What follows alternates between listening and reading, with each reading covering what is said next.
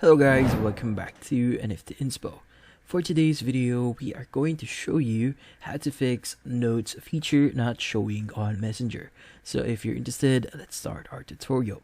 Now, first thing that we have to do here is we first have to check Play Store if there are any updates on Messenger.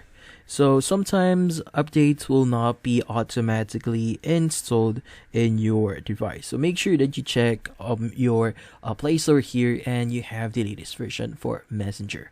So if you have the latest version here, it's just going to say open.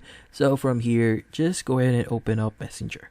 Now, if you don't see the notes section there, then probably the feature itself has not arrived on your device.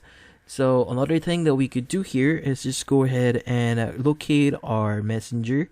And from here, what you need to do is you want to press and hold on Messenger, go to app info, and from here, just click on clear data, and from here, just click on clear cache.